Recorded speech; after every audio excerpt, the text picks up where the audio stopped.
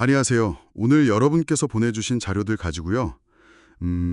현재 가장 치열한 기술 경쟁이 벌어지고 있는 현장이죠. 바로 러시아 우크라이나 전쟁. 여기서의 드론 전쟁을 좀 깊이 있게 들여다볼까 합니다.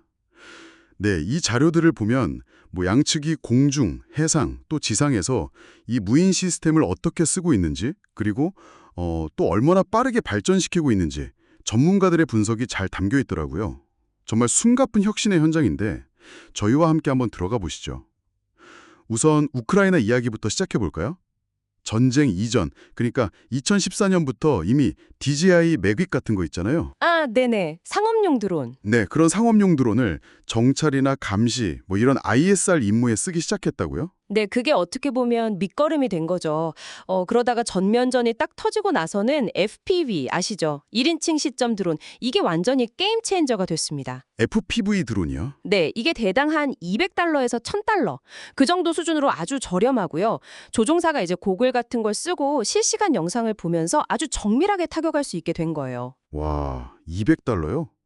진짜 기존 군사 장비 생각하면 상상도 안 되는 가격인데요. 그렇죠. 처음엔 한 7인치 정도였는데 지금은 13인치까지 커지고 그러면서 단순 공격뿐만 아니라 정찰도 하고 통신 중계 역할까지 하고 아주 다용도 플랫폼으로 막 진화하고 있어요. 그 저렴한 가격이 결국 전술 자체를 바꾸는 그런 핵심 요인이 된 거군요. 근데 여기에 또 AI 기술까지 들어간다고요? 맞습니다. 그 칩이랑 카메라 모듈을 달아서 자율 항법이라던가 자동 표적 인식 같은 기능을 넣는 건데요.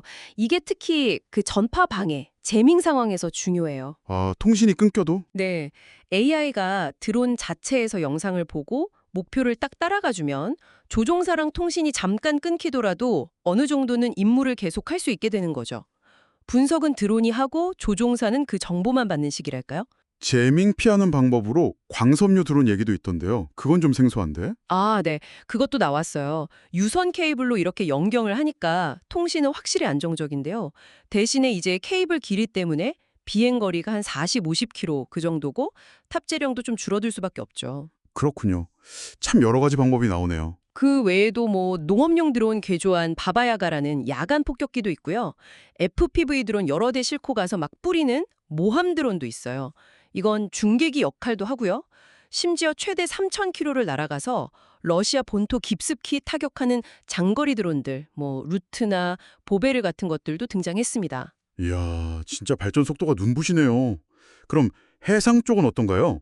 해상 드론도 활약이 대단하다고 들었는데요. 네, 해상도 빼놓을 수 없죠. 그 스페이스X의 스타링크 덕분에 원거리 통신 문제가 확 풀렸거든요. 아, 위성통신으로? 네, 그래서 시베이비나 마구라 V4 같은 해상 드론, USB라고 하죠. 이게 흑해 함대에 꽤 큰 피해를 입혔습니다. 처음에는 그냥 상업용 보트 개조해서 썼는데 이것도 점점 군함처럼 생긴 전용 플랫폼으로 발전하고 있어요. 그렇군요. 지상 쪽은 좀 더딘가요? UGV, 지상 무인 차량은요? 네, 지상은 상대적으로 좀 더딘 편이에요. 주로 보급품 나르거나 부상자 후송하는 그런 병참 지원, 아니면 지뢰 매설하고 대거하고 자폭 임무, 이 정도에 좀 제한적으로 쓰이고 있습니다. 아직은 정밀하게 사격하는 게 좀 어려워서 공격용으로는 한계가 좀 뚜렷하고요. 네, 근데 여기서 우크라이나 관련해서 주목할 점은 그 정부 역할이 좀 변했다는 거예요. 혁신을 막 앞에서 끌고 가기보다는 민간의 창의력을 뒤에서 밀어주는 조력자 역할을 자초한 거죠. 아, 지원하는 쪽으로요? 네, 상업기술 도입 절차를 정말 파격적으로 줄여서 일주일이면 계약이 가능할 정도라고 하니까요. 그리고 아예 무인 시스템 군이라는 독립된 군 조직까지 만들어서 기술 표준화나 지식 공유 같은 걸 추진하고 있습니다. 우크라이나가 이렇게 상업기술이랑 민첩성을 잘 활용했다면, 러시아는 어떻게 대응하고 있나요? 처음에는 좀 다른 길을 갔다고 하던데요. 네, 러시아는 전쟁 전에는 아시겠지만 좀 복잡하고 비싼 그런 군용 시스템 개발에 집중했었어요. 근데 전쟁이 딱 터지니까 이게 완전히 방향을 바꿨습니다. 어떻게 바꿨나요? 개발 주기가 막 몇 년 걸리던 게 몇 주 몇 달 단위로 그냥 확 줄어버렸어요. 그리고 흥미로운 건 그 대형 국영 방산업체들 있잖아요. 네, 있죠. 거기뿐만 아니라 자원봉사자나 스타트업들이 중심이 된 이른바 인민군산복합체가 혁신의 또 다른 축으로 떠올랐다는 점이에요.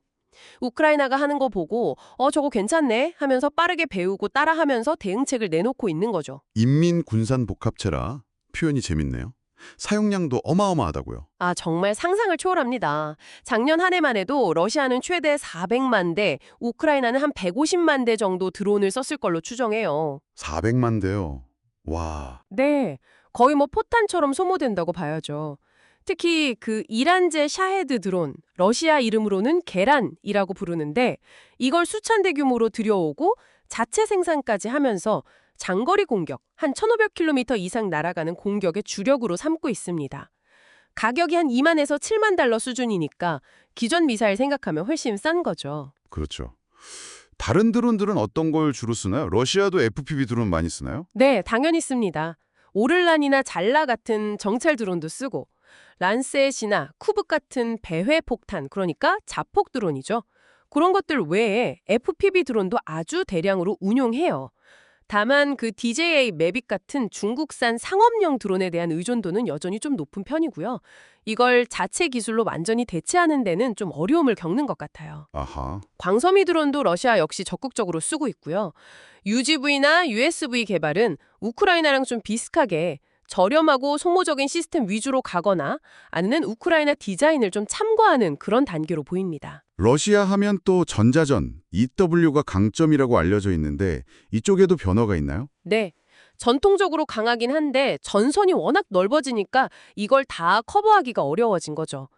그래서 병사 개개인이 휴대할 수 있는 그런 참호 시준의 작은 EW 장비가 필요하다. 이런 목소리가 커지고 있습니다. 그렇군요.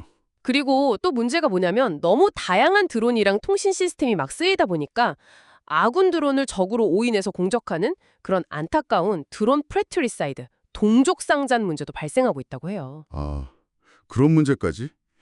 AI는 그럼 어떻게 활용하고 있나요? 우크라이나랑 비슷한가요? 시그널 가이던스라고 하죠. 그런데 활용하는데요. 아직까지 뭐 운용자 개입 없이 AI가 알아서 공격까지 결정하는 완전 자율 킬봇 단계는 아닙니다. 여전히 마지막엔 사람이 관여를 하죠. 네. 종합적으로 보면 이번 전쟁은 정말 드론이 전장의 핵심 요소가 됐다는 걸 아주 명확하게 보여주는 것 같습니다. 양쪽 다 값싸고 소모적인 드론을 아주 대량으로 그리고 진짜 믿을 수 없을 만큼 빠른 속도로 개발하고 투입하고 있다는 점, 이게 가장 눈에 띄는 특징 같아요. 맞습니다. 우크라이나는 그 민간의 혁신 역량을 정부가 아주 기민하게 뒷받침하는 방식으로 갔고, 러시아는 기존의 군사력에 더해서 인민 군산복합체라는 좀 새로운 동력을 결합하는 방식으로 적응하고 있죠. 네. 여기서 우리가 얻을 수 있는 가장 중요한 통찰은 아마도 군사기술 혁신이 더 이상 뭐 엄청난 예산을 투입하는 국가 주도의 전유물이 아니게 되었다는 점일 겁니다. 이 상업기술하고 현장의 필요가 딱 만나니까 이렇게 짧은 기간에도 폭발적인 변화가 가능하다는 걸 보여준 거죠. AI는 아직 보조적인 역할이지만 그 전자전 같은 현대전의 어려운 문제들을 푸는데 중요한 열쇠가 되고 있는 것 같고요. 해상에서는 우크라이나가 좀 주도권을 잡은 모양새고 지상에서는 양측 모두 아직은 좀 가능성을 타진하는 그런 단계로 보이네요. 네, 무엇보다도 이 전쟁에서 드러난 드론의 그 규모하고 적응 속도는 정말 전례가 없는 수준입니다. 수백만 대의 드론이 하늘을 날아다니고 불과 몇 주 만에 새로운 기술이나 전술이 막 등장하는 그런 현실이니까요. 오늘 이렇게 살펴본 것처럼 이 절박한 필요와 상업기술의 만남이 정말 극적인 군사 혁신을 촉발했습니다. 정말 많은 걸 생각하게 하네요. 여기서 한 걸음 더 나아가서 뭐 이런 질문도 던져볼 수 있을 것 같아요. 만약에 국가뿐만 아니라 아주 소규모 그룹이나 심지어 개인이 이런 저렴하면서도 강력한 드론 기술을 쉽게 손에 넣고 또 빠르게 운용 능력을 갖추게 된다면 미래의 안보 환경이나 분쟁의 양상은 과연 어떻게 변하게 될까요? 여러분의 생각은 어떠신가요? 네, 오늘 저희가 준비한 이야기는 여기까지입니다. 다음에도 더 흥미로운 분석으로 돌아오겠습니다.